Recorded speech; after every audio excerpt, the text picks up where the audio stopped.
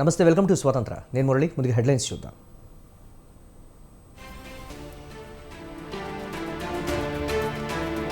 Effective governance మా విధానం, గత పాలనకు పూర్తి భిన్నంగా ఉంటుందన్న బాబు.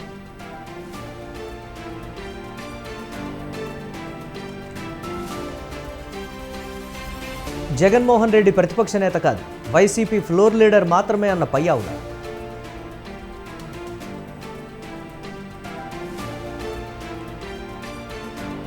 జాతీయ రహదారుల పనులు ప్రారంభించండి, కేంద్ర మంత్రి గడ్కరీకి సీఎం రేవంత్ వినతి.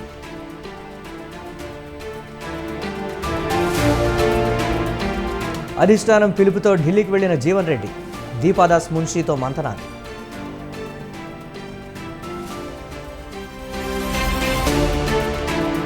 కుమారస్వామిని కలిసిన బీజేపీ ఎంపీలు, విశాఖ ఉక్కును సెయిల్లో విలీనం చేయాలని వినతి.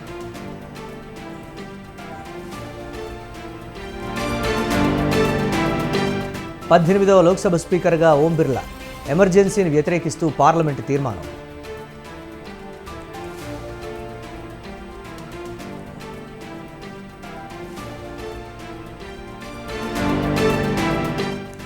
జమ్మూ కాశ్మీర్లో కాల్పులు, 3 ఉగ్రవాదులు మృతి.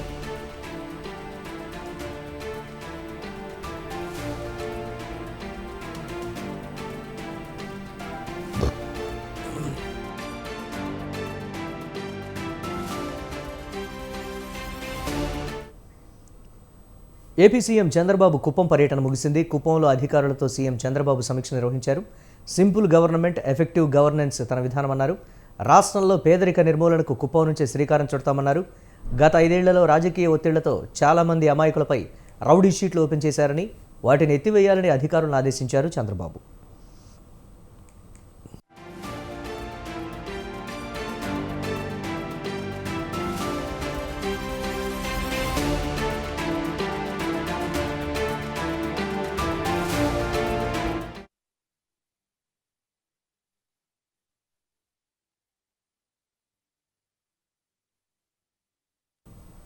మాజీ సీఎం వైసీపీ అధినేత వైఎస్ జగన్కు మంత్రి పయ్యావుల కేశవ్ గట్టి కౌంటర్ ఇచ్చారు. సీఎం తర్వాత ప్రతిపక్ష నేత ప్రమాణం చేయాలన్న జగన్ వ్యాఖ్యలను ఖండించారు. జగన్కు ప్రతిపక్ష నేత హోదా లేదని, అందుకే సీఎం తర్వాత మంత్రులు ప్రమాణం చేశారని చెప్పారు. జగన్ ఫ్లోర్ లీడర్ మాత్రమేనని, ప్రతిపక్ష నేత కాదని చెప్పారు. మొత్తం సభ్యుల్లో 10వ వంతు ఉంటేనే ప్రతిపక్ష నేత హోదా ఇస్తారని గుర్తు చేశారు. అధికారంలో ఉన్నప్పుడు ఒకలా, ప్రతిపక్షంలో ఉన్నప్పుడు మరోలా జగన్ మాట్లాడుతున్నారని విమర్శించారు. ప్రతిపక్ష నేతగా ఉంటే కేబినెట్ హోదా వస్తుందని జగన్ భావిస్తున్నారని ఎద్దేవా చేశారు. 1984లో ఉపేందర్కు అసలు ప్రతిపక్ష నేత హోదా ఇవ్వలేదని తెలిపారు. కేంద్రంలో కాంగ్రెస్ పార్టీ ప్రతిపక్ష హోదా పొందడానికి 10 ఏళ్లు పట్టిందని మంత్రి పయ్యావులు చెప్పారు. ఇక్కడికి వచ్చారు, ఈ లేఖ రాసింది మీ ఆలోచన అయితే మీ వైఖరి మార్చుకోండి. ఒకవేళ మీకు సలహాదారులు ఇచ్చిందైతే ముందు వాళ్ళని మార్చుకోండి. ఎప్పుడూ అకౌంట్ బుక్సే కాకుండా అప్పుడప్పుడు రూల్ బుక్స్, కౌలన్ షక్దర్ బుక్స్ కూడా చూడండి. ఇంతమంది సలహాదారులను పెట్టుకుని ఇక్కడికి వచ్చారు, ఈ లేఖ రాసింది మీ ఆలోచన అయితే మీ వైఖరి మార్చుకోండి. ఒకవేళ మీకు సలహాదారులు ఇచ్చిందైతే ముందు వాళ్ళని మార్చుకోండి. ఎప్పుడూ అకౌంట్ బుక్సే కాకుండా అప్పుడప్పుడు రూల్ బుక్స్, కౌలన్ షక్దర్ బుక్స్ కూడా చూడండి. ఇంతమంది సలహాదారులను పెట్టుకుని ఇక్కడికి వచ్చారు, ఈ లేఖ రాసింది మీ ఆలోచన అయితే మీ వైఖరి మార్చుకోండి. ఒకవేళ మీకు సలహాదారులు ఇచ్చిందైతే ముందు వాళ్ళని మార్చుకోండి. ఎప్పుడూ అకౌంట్ బుక్సే కాకుండా అప్పుడప్పుడు రూల్ బుక్స్, కౌలన్ షక్దర్ బుక్స్ కూడా చూడండి. ఇంతమంది సలహాదారులను పెట్టుకుని ఇక్కడికి వచ్చారు, ఈ లేఖ రాసింది మీ ఆలోచన అయితే మీ వైఖరి మార్చుకోండి. ఒకవేళ మీకు సలహాదారులు ఇచ్చిందైతే ముందు వాళ్ళని మార్చుకోండి. ఎప్పుడూ అకౌంట్ బుక్సే కాకుండా అప్పుడప్పుడు రూల్ బుక్స్, కౌలన్ షక్దర్ బుక్స్ కూడా చూడండి. ఇంతమంది సలహాదారులను పెట్టుకుని ఇక్కడికి వచ్చారు, ఈ లేఖ రాసింది. తెలంగాణ రాష్ట్ర ముఖ్యమంత్రి రేవంత్ రెడ్డి ఢిల్లీ పర్యటనలో భాగంగా కాంగ్రెస్ పార్టీ పెద్దలతో పాటు కేంద్ర రవాణా శాఖ మంత్రి నితిన్ గడ్కరీతో సీఎం రేవంత్ సమావేశమయ్యారు. సీఎం రేవంత్ వెంట డిప్యూటీ సీఎం భట్టి విక్రమార్క, మంత్రి కోమటిరెడ్డి వెంకటరెడ్డి, మంత్రి శ్రీధర్ బాబుతో పాటు ఎమ్మెల్యే వివేక్ ఉన్నారు. రాష్ట్రానికి సంబంధించిన రోడ్ల విస్తరణ, కొత్త జాతీయ రహదారులు, నిధుల మంజూరు గురించి భేటీలో చర్చించారు. రహదారుల సమస్యల పరిష్కారానికి కేంద్ర మంత్రి గడ్కరీ సానుకూలంగా స్పందించారని డిప్యూటీ సీఎం భట్టి విక్రమార్క తెలిపారు. హైదరాబాద్ విజయవాడ రహదారిని 6 లేన్లలో నిర్మాణం చేపట్టనున్నట్లు మంత్రి కోమటిరెడ్డి వెంకటరెడ్డి తెలిపారు. కేంద్రం నుంచి తెలంగాణకు రావాల్సిన నిధులను సాధించడమే తమ లక్ష్యమని చెప్పారు.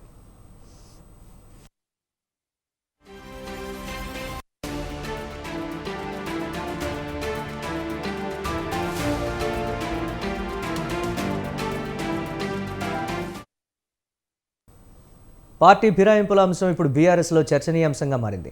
బీఆర్ఎస్ నుండి రోజుకో నేత కాంగ్రెస్లో చేరుతూ ఉండడంతో అధిష్టానం అప్రమత్తమైంది. పార్టీ సీనియర్ నాయకులు, ఎమ్మెల్యేలతో అధినేత కేసీఆర్ వరుస సమావేశాలు నిర్వహిస్తూ తాజా రాజకీయ పరిణామాలపై చర్చిస్తున్నారు.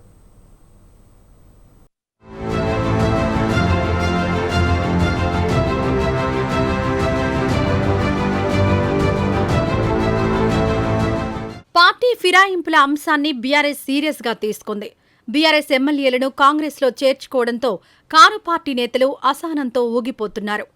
కాంగ్రెస్ మేనిఫెస్టోలో ఫిరాయింపులను ప్రోత్సహించమని చెప్పిన సీఎం రేవంత్ రెడ్డి ఇప్పుడు బీఆర్ఎస్ నేతల ఇంటింటికి వెళ్లి మరీ కాంగ్రెస్ కండువాలు కప్పుతున్నారంటూ ఆగ్రహం వ్యక్తం చేస్తున్నారు.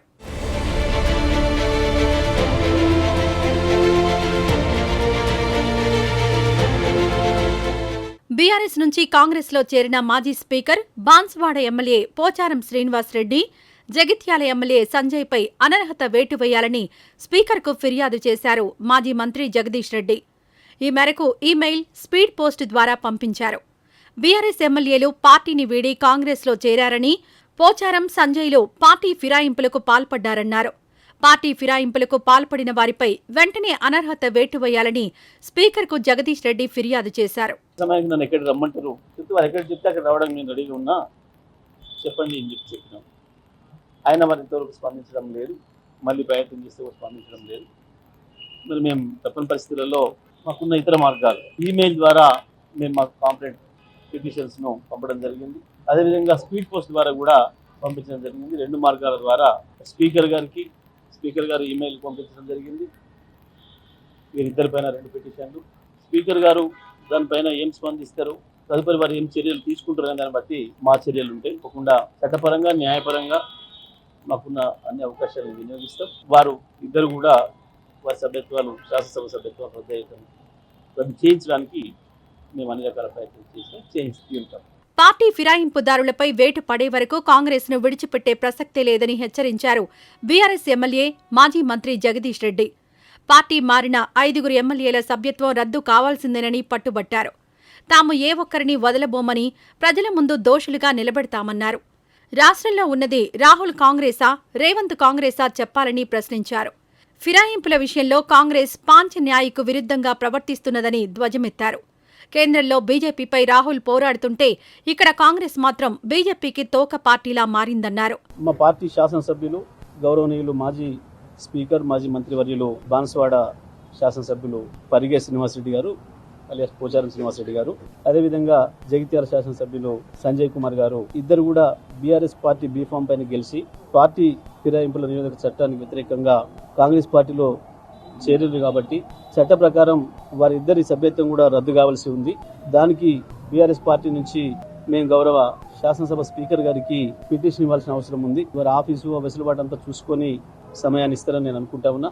తప్పకుండా వీరిద్దరు కూడా గతంలో వెళ్లిన 3 శాసనసభ్యులు దానం నాగేంద్ర గారు, కడియం శ్రీహర్ గారు, తెల్లం వెంకటరావు గారితో సహా వీరిద్దరి శాసనసభ సభ్యత్వాలు కూడా రద్దు కావాల్సి ఉంది. తప్పకుండా దానికి కావలసిన చట్టపరమైన చర్యల్లో మొట్టమొదటిది శాసనసభ స్పీకర్ గారికి మేము పిటిషన్ ఇవ్వాల్సిన అవసరం ఉంది. కాబట్టి ఆ కార్యక్రమాన్ని ఇవాళ మేము తీసుకోవడం జరిగింది. పార్టీ మారిన ఎమ్మెల్యేలపై ఇచ్చిన ఫిర్యాదుపై స్పీకర్ న్యాయంగా వ్యవహరిస్తారని భావిస్తున్నామని తెలిపారు బీఆర్ఎస్ ఎమ్మెల్యే జగదీష్ రెడ్డి. రేవంత్ రెడ్డి పదవిని కాపాడుకునేందుకు ఫిరాయింపులు ప్రోత్సహిస్తున్నారని ఆరోపించారు. గతంలో పార్టీ ఎమ్మెల్యేలను రాళ్లతో కొట్టండి, గ్రామాల నుంచి తరిమి కొట్టండని నీతులు చెప్పిన రేవంత్ ఇప్పుడు చేస్తున్నదేంటని ప్రశ్నించారు.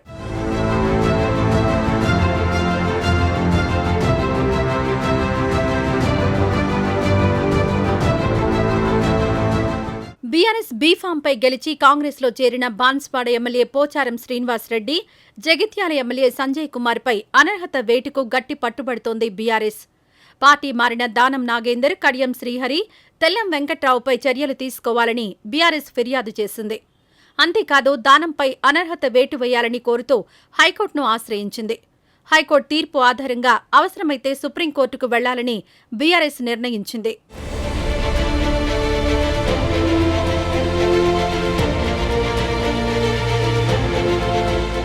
మరోవైపు పార్టీ ఫిరాయింపులపై మాజీ మంత్రి కేటీఆర్ తీవ్రంగా స్పందించారు. ప్రచారంలో నీతులు చెప్పి ఇప్పుడు నీతిమాలిన పనులు చేస్తున్నారని సీఎం రేవంత్ రెడ్డిపై తీవ్రస్థాయిలో విరుచుకుపడ్డారు.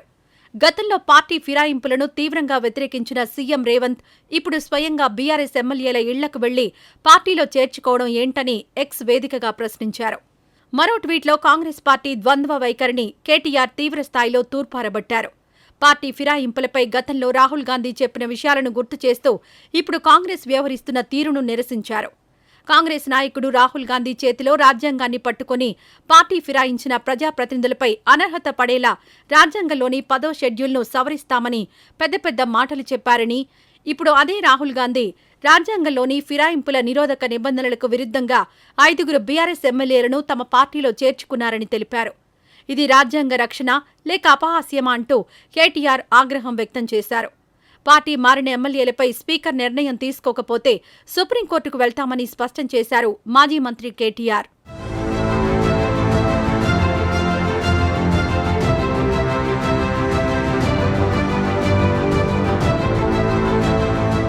పార్టీ ఫిరాయింపుల వ్యవహారం చర్చనీయాంశంగా మారిన నేపథ్యంలో బీఆర్ఎస్కు చెందిన పలువురు శాసనసభ్యులు, శాసనమండలి సభ్యులు ఎర్రవల్లి నివాసంలో అధినేత కేసీఆర్తో భేటీ అయ్యారు. ఈ సమావేశానికి మాజీ మంత్రులు, బీఆర్ఎస్ ఎమ్మెల్యేలు హరీష్ రావు, వేముల ప్రశాంత్ రెడ్డితో పాటు పలువురు పార్టీ ఎమ్మెల్యేలు, ఎమ్మెల్సీలు, ఇతర నేతలు హాజరయ్యారు. గ్రేటర్ హైదరాబాద్ పరిధిలో ఖైరతాబాద్ ఎమ్మెల్యే దానం నాగేందర్ కాంగ్రెస్లో చేరిన నేపథ్యంలో మరికొందరు బీఆర్ఎస్ ఎమ్మెల్యేలు కూడా అదే దారిలో వెళ్తారనే ప్రచారం జరుగుతున్న నేపథ్యంలో కేసీఆర్ ఈ సమావేశం నిర్వహించారు.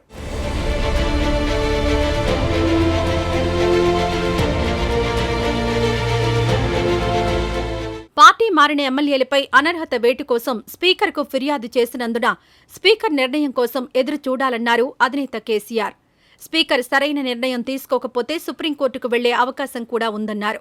ఇప్పటికే హైకోర్టులో కేసు నడుస్తున్నందున తీర్పు వేచి చూడాలన్నారు కేసీఆర్. సుప్రీంకోర్టు తీర్పు ప్రకారం పార్టీ మారిన ఎమ్మెల్యేలపై 3 నెలల్లో స్పీకర్ నిర్ణయం తీసుకోవాలన్నారు. తొందరపడకుండా 6 నెలల సమయం వేచి చూద్దామన్నారు. ఆ తర్వాత తమదైన శైలిలో దూకుడు పెంచుతామని పార్టీ ఎమ్మెల్యేలు, ఎమ్మెల్సీలకు సూచించినట్లు తెలుస్తోంది.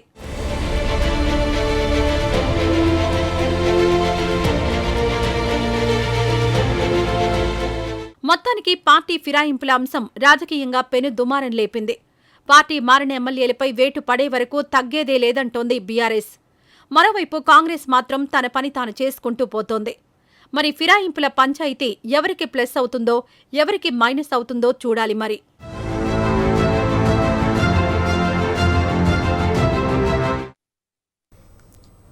గురుకుల ఉపాధ్యాయ పోస్టుల అభ్యర్థులు చేస్తున్న నిరసనకు మాజీ మంత్రి హరీష్ రావు మద్దతు తెలిపారు. అభ్యర్థుల సమస్యలను వెంటనే పరిష్కరించాలని ఆయన డిమాండ్ చేశారు. కాంగ్రెస్ ప్రభుత్వం ప్రజల కోసమని చెప్పుకుంటున్నప్పటికీ గురుకుల ఉపాధ్యాయ పోస్టుల పోటీకి పడుతున్న వారి పోరాటాల పట్ల ఉదాసీనంగా ఉండటం నిరుత్సాహకరమని తెలిపారు. అభ్యర్థులు పలుమార్లు మంత్రులు, అధికారులకు విన్నవించినా ముఖ్యమంత్రి నివాసం వద్ద ధర్నాలు చేసినా వినిపించుకోలేదని విమర్శించారు.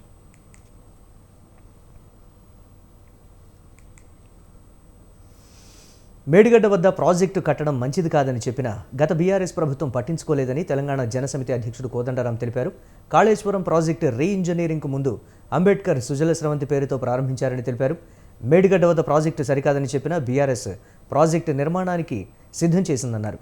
ఆర్థికపరమైన అంశాల్లో ప్రభుత్వం నిర్లక్ష్యం వహించిందని క్యాట్ చెప్పిందని, మేడిగడ్డ డిజైన్ ఒకటైతే నిర్మాణం మరో రకంగా చేయడంతో కుంగిపోయిందని తెలిపారు. గోదావరిలో సంగమం చెందిన మేడిగడ్డ వద్ద దీన్ని మార్చాలనుకుంటున్నాం. మేడిగడ్డ నుంచి ఎల్లంపల్లి వరకు 3 డ్యామ్ బ్యారేజీలు కట్టి ఈ నీళ్లు లిఫ్ట్ చేసి ఆ నీళ్లను మళ్ళీ ఎల్లంపల్లి నుంచి వాడుకోవాలనే ఆలోచన చేస్తున్నామని చెప్పింది. ఈ కొత్త ఆలోచన చేస్తున్న సమయంలో ప్రభుత్వం ఒక ఇంజనీర్ల కమిటీని వేసింది. ఆ ఇంజనీర్ల కమిటీలో 6-7 సభ్యులు ఉన్నారు. వాళ్ళు మొత్తం పరిశీలించిన తర్వాత వాళ్ళు చాలా సూటిగా చెప్పింది ఏంటంటే, తుమ్మిడిహెట్టిని మనం మర్చిపోవద్దు. ఎన్ని నీళ్లు ఉన్నా తుమ్మిడిహెట్టి నుంచి ఆ నీళ్లను మనం సంపూర్ణంగా ఉపయోగించుకోవాలి. ఆ ఉపయోగించుకుంటే ఖర్చు తగ్గుతుంది అనేది వారికి ఉన్నటువంటి ఆలోచన. ఆ ఆలోచన ప్రకారమే వారు తుమ్మిడిహెట్టినే నిర్మాణం చేయాలి. ఎన్ని నీళ్లు కుదిరితే అన్ని నీళ్లు మనం తుమ్మిడిహెట్టి వద్ద ఉపయోగించుకోవాలని వారు ఒక నివేదిక ఇచ్చిండ్రు. తుమ్మిడిహెట్టి వద్ద ఆ ప్రాజెక్టు నివేదికను వైజాగ్ స్టీల్ ప్లాంట్ అంశంపై కేంద్ర ఉక్కు, భారీ పరిశ్రమల శాఖ మంత్రి కుమారస్వామిని బీజేపీ ఎంపీలు కలిశారు. రాజమహేంద్రవరం ఎంపీ పురంధేశ్వరి నేతృత్వంలో కేంద్ర మంత్రి శ్రీనివాస వర్మ, అనకాపల్లి ఎంపీ సీఎం రమేష్లు కుమారస్వామితో సమావేశమై చర్చించారు. విశాఖ ఉక్కును సెయిల్లో విలీనం చేయాలని కోరుతూ వినతిపత్రం అందించారు. స్టీల్ ప్లాంట్ను లాభాల బాట పట్టించే అంశాలపై చర్చించారు. అందుకు సంబంధించిన ప్రణాళికను కేంద్ర మంత్రికి వివరించారు. విశాఖ ఉక్కు పరిశ్రమకు పూర్వ వైభవం తేవాలని కోరారు. మంత్రి పొన్నం ప్రభాకర్, హుజూరాబాద్ ఎమ్మెల్యే పాడి కౌశిక్ రెడ్డి మధ్య ఎన్టీపీసీ ఫ్లై యాష్ వివాదం మరింత ముదురుతోంది. అవినీతి చేయకపోతే ప్రమాణం చేయాలని మంత్రికి సవాల్ విసిరిన పాడి కౌశిక్ రెడ్డి ఉదయం 11 గంటలకు హైదరాబాద్ ఫిలింనగర్లోని వెంకటేశ్వర స్వామి ఆలయానికి వచ్చారు. తనపై పొన్నం ప్రభాకర్ తప్పుడు ఆరోపణలు చేశారని చెప్పారు. తప్పు చేయకపోతే ప్రమాణం చేసేందుకు పొన్నం ఎందుకు రాలేదని ప్రశ్నించారు. 100 కోట్ల కుంభకోణం చేశాడని నిరూపితమైందని అన్నారు. బ్లాక్ బుక్ను మంత్రి పొన్నం ప్రభాకర్ పేరుతోనే మొదలుపెట్టారని ప్రకటించారు. అధికారంలోకి వచ్చాక చర్యలు తీసుకుంటామని హెచ్చరించారు. ప్రభాకర్ గారు వెంకటేశ్వర స్వామి టెంపుల్కి వచ్చి ప్రమాణం చేస్తారని నేను ఇవాళ ఆశించిన. ఎందుకంటే నేను చాలా నీతివంతుడని చెప్తా ఉన్నాడు. ఎక్కడ నీతివంతుడు? ఇలా ఫ్లై స్కామ్లో 100 కోట్ల రూపాయల స్కామ్ అవినీతి చేసిందని నేను ఆరోపణలు చేస్తే ఇవాళ నేను చెయ్యలేదు అని లీగల్ నోటీస్ నాకు పంపితే, ఆయన ఇల్లీగల్ యాక్టివిటీస్కి నాకు లీగల్ నోటీస్ పడితే భయపడేటోడు ఎవరు లేడు. సరే, నేను ఇవన్నీ ఏం చెప్పినా అంటే, ఇలా తిరుపతి వెంకటేశ్వర స్వామి ఆలయం అపోలో దగ్గర ఉంది. నువ్వు నమ్ముతావు దేవుణ్ణి, నేను నమ్ముతా. ఆడికి వచ్చి నువ్వు ప్రమాణం చేయి, నేను 100 కోట్ల స్కామ్ ఫ్లై యాష్లో చేయలేదని ప్రమాణం చేయి. నేను నీ సమక్షంలోనే బహిరంగంగా క్షమాపణ చెప్తా అని నేను మంత్రి గారికి సవాల్ విసిరినా. మరి నిజంగా నువ్వు నీతివంతుడు? నీట్ పరీక్షను రద్దు చేయాలని డిమాండ్ చేశారు ఎమ్మెల్సీ బల్మూరి వెంకట్. లేకపోతే ధర్నా చౌక్ వద్ద మహాదీక్ష చేపడతామని హెచ్చరించారు. నీట్ పరీక్ష విషయంలో ప్రధాని మోదీ వైఖరిని నిరసిస్తూ నారాయణగూడలో దిష్టిబొమ్మను దగ్ధం చేశారు. నీట్ కౌన్సిలింగ్ రోజు దేశవ్యాప్తంగా విద్యార్థి సంఘాలను ఏకం చేసి భారత్ బంద్ నిర్వహిస్తామని తెలిపారు. నీట్ పరీక్షను రద్దు చేసే వరకు తమ పోరాటం ఆగదని హెచ్చరించారు. 24 లక్షల మంది విద్యార్థులకి తప్పు జరిగిందని స్పష్టత ఉన్నప్పటికీ, ఏదైతే ఎగ్జామ్ లో శాంటిటీ ట్రాన్స్పరెన్సీ లేదు, అవకతవకలు జరుగుతున్నాయని చెప్పి రుజువైనప్పటికీ కూడా స్పందించి ఎగ్జామ్ ని రద్దు చేసిన బాధ్యత ఎన్టీఏ సంస్థ పైన, కేంద్ర ప్రభుత్వం పైన ఉంది. కానీ దాన్ని పట్టించుకోకపోవడంతో గత 10 రోజులుగా తెలంగాణ రాష్ట్రంకి వెళ్ళి 24 లక్షల మంది విద్యార్థుల ఒక అన్న పాత్ర పోషిస్తూ ప్రతి ఒక్క విద్యార్థి యోజన సంఘ రాష్ట్ర జిల్లా కార్యవర్గ సభ్యులు ఆ తల్లిదండ్రులకి భరోసా కల్పిస్తూ కేంద్ర ప్రభుత్వంపై ఒత్తిడి తీసుకురావాలని చెప్పి అనేక కార్యక్రమాలు చేపట్టడం జరిగింది. ఇక్కడ కేంద్ర మంత్రులుగా ఉన్న కిషన్ రెడ్డి, బండి సంజయ్ గారన్న నోరు తెరిచి ఈ సమస్యని పరిష్కరించాలి. ఎందుకంటే తెలంగాణ రాష్ట్రంకి వెళ్ళి 65 సింగరేణి లేని తెలంగాణను ఊహించుకోలేమని ఎమ్మెల్యే కూనంనేని సాంబశివరావు అన్నారు. ప్రత్యక్షంగా పరోక్షంగా లక్షలాది మందికి ఉపాధి కల్పిస్తోందని చెప్పారు. తెలంగాణ వస్తే బొగ్గు గనులు మనకుంటాయని, గనుల్లో తెలంగాణ పిల్లలకు ఉద్యోగాలు వస్తాయని భావించామన్నారు. తెలంగాణ వచ్చాక కేసీఆర్ ఇచ్చిన మాటకు భిన్నంగా వ్యవహరించారని మండిపడ్డారు. సింగరేణి లేకపోతే బొగ్గు ఆధారిత పరిశ్రమలకు తీవ్ర నష్టం వాటిల్లుతుందని చెప్పారు. జూలై 5న బంద్ నిర్వహిస్తున్నామని ప్రకటించారు. 15 రోజుల పాటు నిరాహార దీక్షలు చేస్తామని, కలెక్టరేట్లను ముట్టడిస్తామని చెప్పారు. రాష్ట్ర ప్రభుత్వం వేలం విషయంలో ధైర్యంగా ఉండాలని కూనంనేని కోరారు. 3,500 నుంచి 4,500 లోపే టన్ను రేటు ఉంటుంది. ఆదాని అంబానీ నుంచి కొనుగోలు చేయాలంటే టన్నుకి 18,000 రూపాయలు ఆదాని అంబానీ నుంచి. అంటే ఈ విధంగా ఇక నుంచి సింగరేణి అనేది లేకపోతే ఒక సింగరేణి ప్రాంతానికే కాదు, సింగరేణి ఉన్న 6 జిల్లాలకే కాదు, తెలంగాణకే కాదు, బొగ్గు ఆధారిత ప్రతి పరిశ్రమకు కూడా విపరీతమైనటువంటి నష్టాలు వచ్చే ప్రమాదం కనపడతా ఉంది. వీళ్ళు ఏం చేస్తున్నారు? కొత్త బొగ్గు బావులనేమో ఇప్పుడు ప్రైవేట్ వాళ్ళకి అమ్మేస్తున్నారు. కిషన్ రెడ్డి గారు ఒక స్టేట్మెంట్ ఇచ్చాడు, అబద్ధాలు చెప్తాడని అనుకోలేదు. ప్రైవేటీకరణ ఎక్కడుంది? ఎవరు చెప్పారు అది? ప్రైవేటీకరణ ఎందుకు చేస్తాం? మేము సింగరేణిది అది ఆస్తి, మేము ఎందుకు చేస్తాం? దబాయించి మరీ చెప్పాడు. నీకు ఇష్టం లేకపోతే పాలసీయే చెప్పాలనుకుంటే అబద్ధాలు ఎందుకు చెప్పాలి? ఉన్నది ఉంటుంది, కొత్త వచ్చే మాత్రం ఆ చట్టం ప్రకారంగా టేకప్ చేస్తారని చెప్పాలి. అట్లా కాకుండా జనాలను మభ్య పెట్టడం, తప్పు పెట్టడం. తెలంగాణలో జూనియర్ డాక్టర్లు సమ్మె విరమించారు. జూడాల సమస్యలను అర్థం చేసుకున్నామని వైద్య ఆరోగ్య శాఖ మంత్రి దామోదర్ రాజనరసింహ తెలిపారు. వారు ప్రభుత్వం ముందు పెట్టిన డిమాండ్లను నెరవేరుస్తున్నామని చెప్పారు. మొత్తం 3 మెడికల్ కాలేజీలకు సంబంధించిన 204.85 కోట్ల రూపాయల నిధులకు ఉత్తర్వులు జారీ చేసినట్లు వివరించారు. ఉస్మానియా మెడికల్ కాలేజీలో లేడీస్ హాస్టల్ నిర్మాణానికి 80 కోట్ల రూపాయలు విడుదల చేస్తున్నామని చెప్పారు. సీనియర్ డాక్టర్స్ గతంలో మాకు 2 సార్లు డిమాండ్స్ కాకుండా మెడికల్ హెల్త్ ప్రత్యేకంగా మెడికల్ కాలేజీకి సంబంధించి హాస్పిటల్కి సంబంధించి వాళ్ళ స్టైఫండ్కి సంబంధించి సార్ ఎప్పటి నుంచో ఇవి పెండింగ్ ఉన్నాయి, ఇబ్బందులు బాగున్నాయి మాకు, ఈ ఇబ్బందులను మీరు కొద్దిగా పరిష్కరించండి, ఆదుకోండి, ప్రభుత్వం మాకు బాసటగా ఉండాలని చెప్పేసి వాళ్ళు 15వ తేదీ ఈ నెల ఒక రిప్రజెంటేషన్ ఇవ్వడం జరిగింది. నేను 2 సార్లు వాళ్ళతో మాట్లాడినా, మా డిపార్ట్మెంట్ మా అధికారులు 4 సార్లు మాట్లాడిర్రు. అదే ఇద్దరి మధ్యలో ఒక కమిట్మెంట్ తోటి ఒక డిస్కషన్ జరిగింది. ఆ డిస్కషన్ ప్రతిఫలమే మొన్న సుమారు 406 కోట్ల రూపాయల బీఆర్ఓ, ఇది చరిత్ర. ఇది తెలంగాణ ఇది జూడాసే కానీ హెల్త్ డిపార్ట్మెంటే కానీ మేమే కానీ ముఖ్యమంత్రికి ధన్యవాదాలు తెలియజేయాలి. వారికి ఆ ఇంటెన్సిటీ సీరియస్నెస్ అర్థమైంది. మనం ఇమీడియట్లీ బీఆర్ఓ రిలీజ్ చేసేద్దాము. సుమారు 400. మనం ఏదైతే స్ట్రైక్ నోటీస్ ఇచ్చినామో దాన్ని ఈ రోజుతో కాల్ ఆఫ్ చేస్తున్నాము. రేపటి నుంచి అన్ని మెడికల్ సర్వీసెస్ అందరూ మరి మన వైద్య సిబ్బంది అనేది రెట్టింపు ఉత్సాహంతో, మినిస్టర్ గారు ఇచ్చిన స్ఫూర్తితోటి ఇంకా రెట్టింపు ఉత్సాహంతో మన విధులు నిర్వహిస్తామని చెప్పి తెలియజేస్తున్నామండి. సార్ స్పందించిన అంత స్పీడ్గా అయితే ఇప్పటి వరకు ఎవ్వరూ స్పందించలేదండి. మాచర్ల మాజీ ఎమ్మెల్యే పిన్నెల్లి రామకృష్ణారెడ్డి అరెస్ట్ అయ్యారు. పిన్నెల్లి ముందస్తు బెయిల్ పిటిషన్లను ఏపీ హైకోర్టు కొట్టివేయడంతో ఆయన పోలీసులు అదుపులోకి తీసుకున్నారు. పిన్నెల్లిపై ఈవీఎం ధ్వంసం కేసుతో 3 కేసులు నమోదయ్యాయి. ఇప్పటి వరకు మధ్యంతర ముందస్తు బెయిల్పై ఉన్న పిన్నెల్లి హైకోర్టులో ముందస్తు బెయిల్ పిటిషన్ దాఖలు చేశారు. గతంలో విచారించిన హైకోర్టు తీర్పును రిజర్వ్ చేసింది. గతంలో ఇచ్చిన మధ్యంతర ఉత్తర్వులను రద్దు చేసిన ధర్మాసనం 4 ముందస్తు బెయిల్ పిటిషన్లను తిరస్కరించింది. ఎన్నికల పోలింగ్ రోజు పాల్వాయి గేటు పోలింగ్ బూత్లో పిన్నెల్లి రామకృష్ణారెడ్డి ఈవీఎంను ధ్వంసం చేశారు. దీనిపై ప్రశ్నించిన చెరుకూరి నాగశిరోమణి అనే మహిళను దుర్భాషలాడారు. అలాగే పోలింగ్ మరుసటి రోజు పిన్నెల్లి ఆయన తమ్ముడు వెంకటరామిరెడ్డి అనుచరులతో కలిసి కారంపూడిలో అరాచకం సృష్టించారని, సిఐ టీపీ నారాయణస్వామిపై దాడి చేసి గాయపరిచారని పోలీసులు కేసులు నమోదు చేశారు.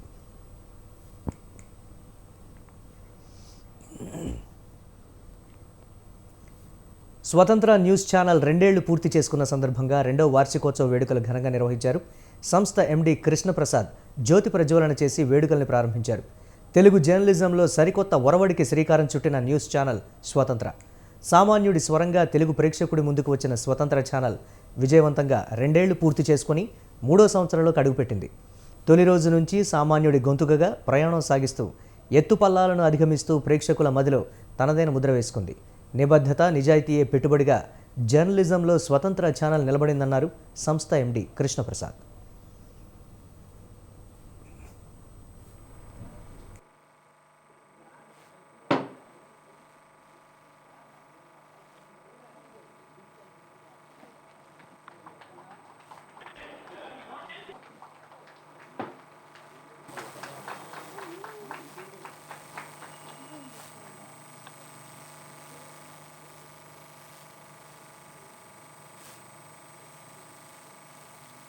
ఎన్నికల సమయంలో మన నిష్పాక్షికతను న్యూట్రల్గా ఉండే దాన్ని మనం నిరూపించుకున్నాము. అందువల్ల 2 చోట్ల తెలంగాణలో ఆంధ్రప్రదేశ్లో గవర్నమెంట్లు మారినా సరే మన మీద ప్రత్యేకంగా ఎటువంటి ప్రతీకార ధోరణి చూపించలేదు 2 ప్రభుత్వాలు కూడా.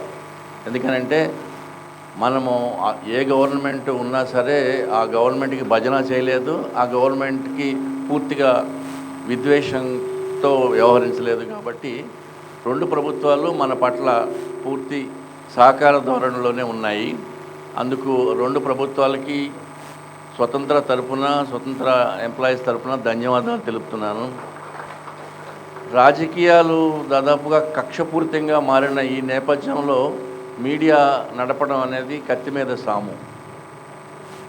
ఈ పార్టీకి సపోర్ట్ చేసామని ఎదుటి పార్టీ వాళ్ళు, ఎదుటి పార్టీపైకి ఫేవరబుల్గా ఉన్నామని ఈ పార్టీ వాళ్ళు ఏదో రూపంలో మన మీద ఏదో ఒక విధంగా ప్రతీకారం తీర్చుకోవాలి అనే వ్యవహార శైలి ఇప్పుడు ప్రస్తుతం రాజకీయాల్లో నడుస్తూ ఉంది. ఎన్నికల 18వ లోక్సభ స్పీకర్గా ఓం బిర్లా ఎన్నికయ్యారు. లోక్సభ స్పీకర్గా ఓం బిర్లాను ప్రతిపాదిస్తూ ప్రధాని మోదీ తీర్మానం చేశారు. ప్రధాని మోదీ తీర్మానాన్ని కేంద్ర మంత్రులు రాజ్నాథ్ సింగ్, అమిత్ షా, పలువురు ఎన్డీఏ ఎంపీలు బలపరిచారు.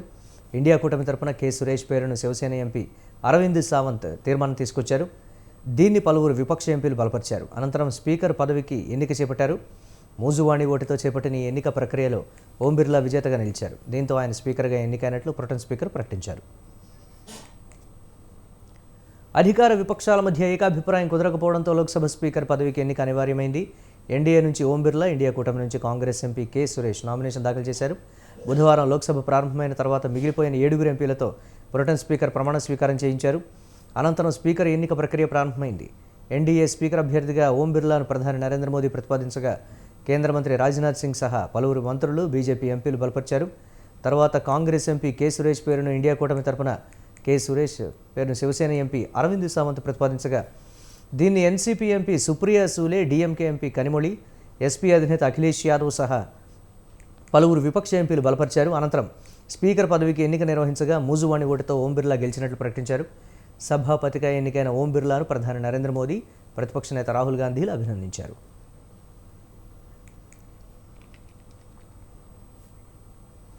ఇవి ఇప్పటివరకు అప్డేట్స్. కీప్ వాచింగ్ స్వతంత్ర.